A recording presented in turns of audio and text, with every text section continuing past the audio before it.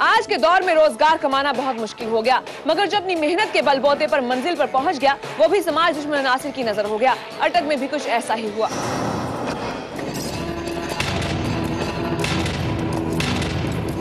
ये कहानी है अटक के मारूफ ताजिर हाजी मोहम्मद अफजाल शहजाद की।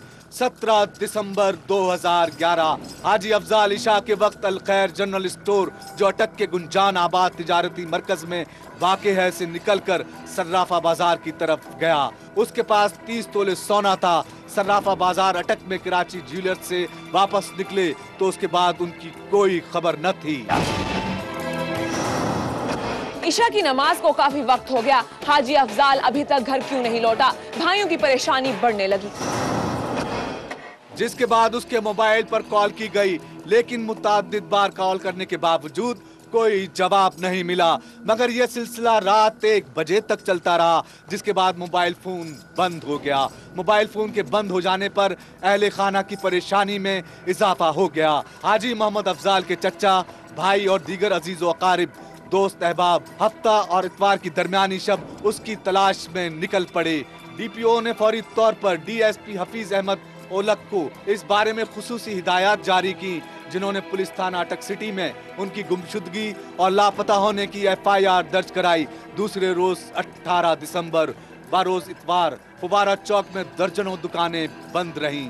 ताजिरों के वफ्द ने, जिसमें हाजी मोहम्मद अफजाल शहजाद के करीबी रिश्तेदार भी शामिल थे, चेयरमैन कायमा कमेटी बराए दिफाई पैदावार शेख आफ्ताब अहमद MNA से भी इस बारे में मुलाकात की और मदद के लिए कहा। यहाँ वीरान खेतों में किसी की लाश पड़ी है। इमरजेंसी नंबर पर मिलने वाली इस इत्तला के बाद पुलिस मौके पर पहुंच गई। तो क्या ये लाश हाजी अफजाल की थी?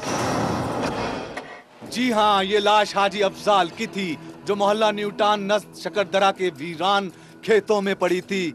सब इंस्पेक्टर मोहम्मद इलियास खान ने मौके पर जाकर लाश को कब्जे में ले लिया। तलाशी के दौरान मकतूल की जेब से 2,46,530 रुपए कीमती मोबाइल फोन और चाबियां बरामद हुई। लाश को कब्जे में लेकर डिस्ट्रिक्ट हेडक्वार्टर अस्पताल अटक पहुंचाया गया, जहां मकतूल का पोस्टमार्टम हुआ।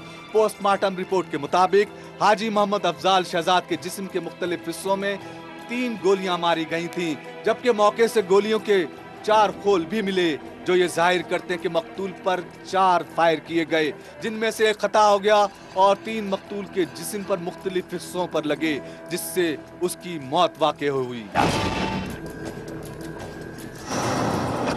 जुल्म के शिकार लोगों के दुख में बराबर का शरीक हाजी अफजाल आज खुद किसी का शिकार बन गया। मकतूल ताजिर के भाई हाजी मोहम्मद अल्बास की रिपोर्ट पर पुलिस थाना सिटी अटक ने नामालूम अफराद के खिलाफ कत्ल का मुकदमा दर्ज कर लिया।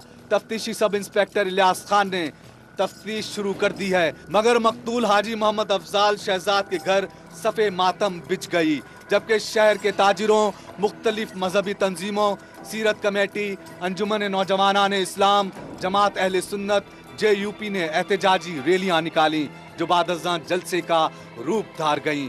शहर में मुकम्मल शटर डाउन हड़ताल की गई और मुतालिबा किया गया कि हाजी मोहम्मद अफजाल शहजाद के कातिलों को फौरी तौर पर गिरफ्तार किया जाए और अटक के ताजिरों को तहफ़्फ़ुज़ फराम किया जाए। सदर अंजुमन ताजिरान ने हुकूमत से मुतालबा किया कि उनके कातिलों को फौरन गिरफ्तार करके कैफिर किरदार तक पहुँचाया जाए।